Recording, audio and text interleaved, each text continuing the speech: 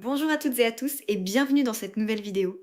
Aujourd'hui, nous plongeons au cœur du vivant, à la rencontre de la molécule la plus célèbre de la biologie, l'ADN. Cette minuscule molécule, présente dans presque toutes nos cellules, contient le plan complet de construction d'un être vivant. Au programme Où se cache l'ADN, son histoire, sa fameuse structure en double hélice, les 4 lettres de son alphabet, ce qu'est un gène, comment l'ADN se copie, comment il fabrique les protéines, le code génétique, l'hérédité, les mutations et enfin les applications modernes jusqu'aux ciseaux génétiques. Installez-vous confortablement, c'est parti. Commençons par une question simple. Où se trouve l'ADN? Notre corps est constitué de milliers de milliards de cellules. À l'intérieur de presque chacune d'elles se trouve un noyau, une sorte de coffre-fort central. Et dans ce noyau, on trouve les chromosomes. Chaque chromosome est en réalité une très longue molécule d'ADN, soigneusement enroulée sur elle-même. Si l'on déroulait tout l'ADN d'une seule de nos cellules, on obtiendrait un fil d'environ 2 mètres de long, replié dans un espace microscopique. Et tout cet ADN est présent à l'identique dans chacune de nos cellules. C'est notre patrimoine génétique, le mode d'emploi complet de notre organisme. Un peu d'histoire. Au XIXe siècle, le moine Grégor Mendel, en croisant des pois, découvre les premières lois de l'hérédité sans même connaître l'ADN. La molécule elle-même est identifiée plus tard, mais la grande révolution date de 1953.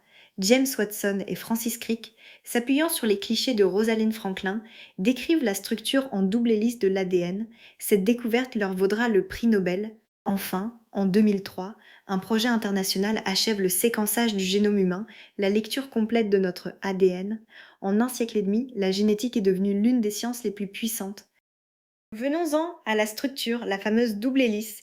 Imaginez une échelle souple que l'on aurait torsadée sur elle-même comme un escalier en colimaçon. Les deux montants de l'échelle sont faits d'une alternance de sucre et de phosphate. C'est la charpente solide et régulière.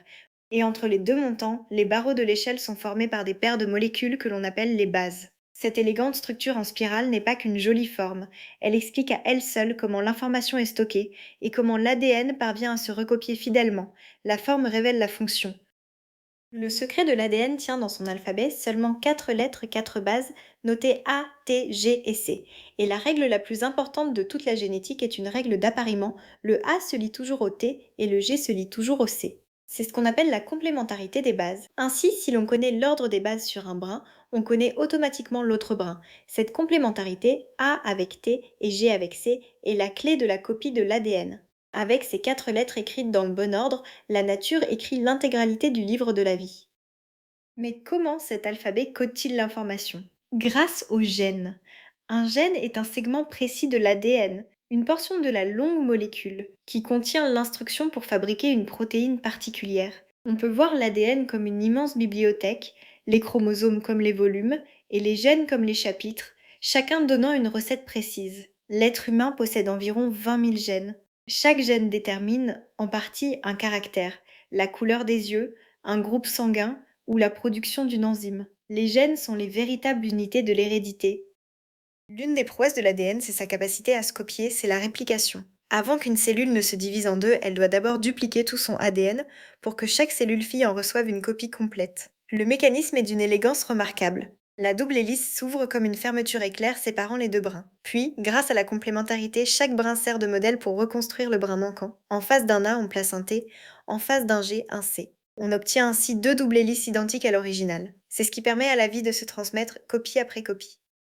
Comment un gène devient-il une protéine? Le voyage se fait en deux grandes étapes. Et la première s'appelle la transcription. L'information d'un gène est d'abord recopiée depuis l'ADN vers une molécule cousine, plus courte et mobile, l'ARN messager. C'est un peu comme si l'on photocopiait une seule recette d'un énorme livre de cuisine pour pouvoir l'emporter en cuisine sans risquer d'abîmer le livre original. Cette copie, l'ARN messager, peut alors sortir du noyau, là où l'ADN reste précieusement enfermé. La transcription, c'est donc le passage du plan original à une copie de travail.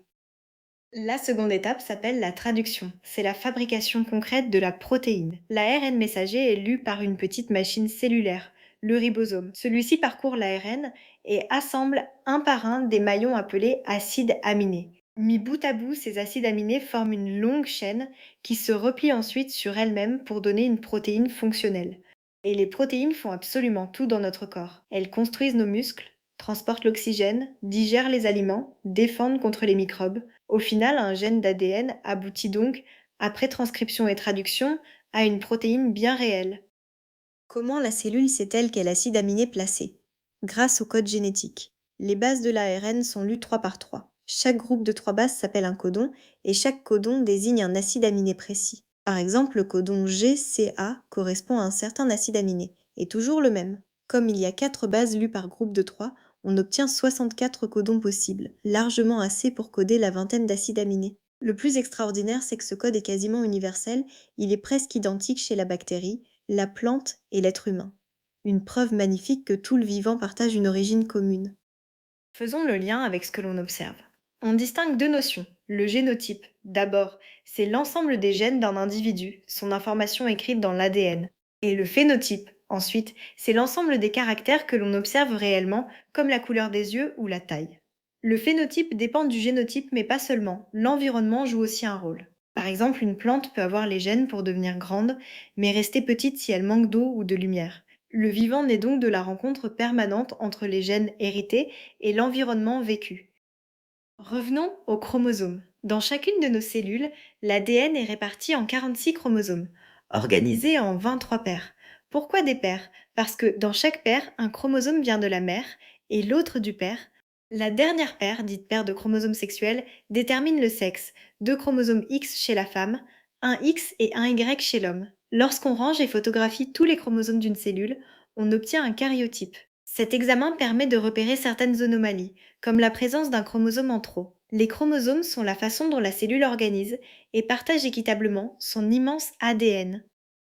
Comment les caractères se transmettent-ils des parents aux enfants? C'est l'hérédité dont Mendel a trouvé les lois. Pour chaque gène, nous possédons deux versions, appelées allèles. Une reçue du père, une de la mère. Certains allèles sont dominants, d'autres récessifs. Un allèle dominant s'exprime dès qu'il est présent. Un allèle récessif, lui, ne s'exprime que s'il est présent en double exemplaire. C'est pourquoi deux parents aux yeux marrons peuvent avoir un enfant aux yeux bleus. Tous deux portaient, cachés, la version récessive.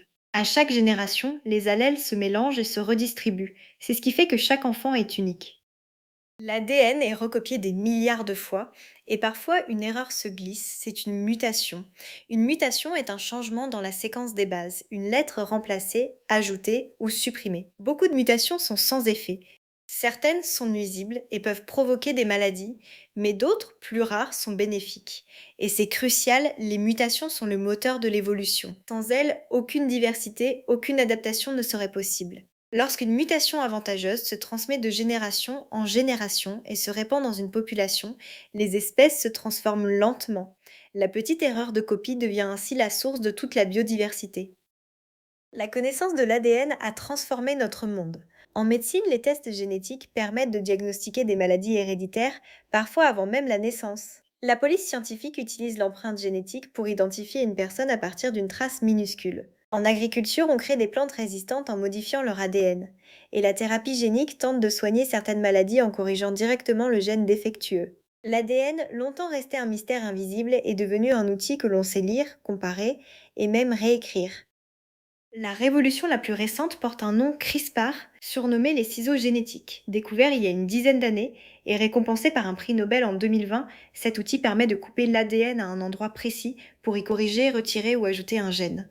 C'est d'une précision et d'une simplicité sans précédent. Les espoirs sont immenses, soigner des maladies génétiques jusqu'ici incurables, créer des cultures plus robustes, mais cette puissance soulève aussi de grandes questions éthiques.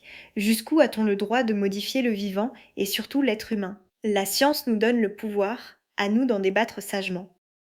Récapitulons ce voyage au cœur du vivant. L'ADN se trouve dans le noyau de nos cellules, organisé en chromosomes. Sa structure en double hélice repose sur 4 bases, A, T, G et C, appariées de façon complémentaire. Un gène est un segment d'ADN qui code une protéine grâce à la transcription en ARN, puis à la traduction. L'ADN se copie par réplication, se transmet selon les lois de l'hérédité et évolue grâce aux mutations. Enfin, nous savons aujourd'hui le lire et le modifier jusqu'aux ciseaux CRISPR. De 4 simples lettres naît toute la diversité et toute la beauté du monde vivant. Et voilà, notre exploration de l'ADN touche à sa fin. J'espère que cette plongée dans l'infiniment petit vous aura émerveillé et fait sentir à quel point la vie est à la fois simple dans son alphabet et infiniment riche dans ses combinaisons. Si cette vidéo vous a plu, n'hésitez pas à vous abonner et à la partager autour de vous. Dans la prochaine vidéo, nous explorons un autre grand mystère de la science. Merci de m'avoir suivi jusqu'au bout, prenez soin de vous et à très bientôt.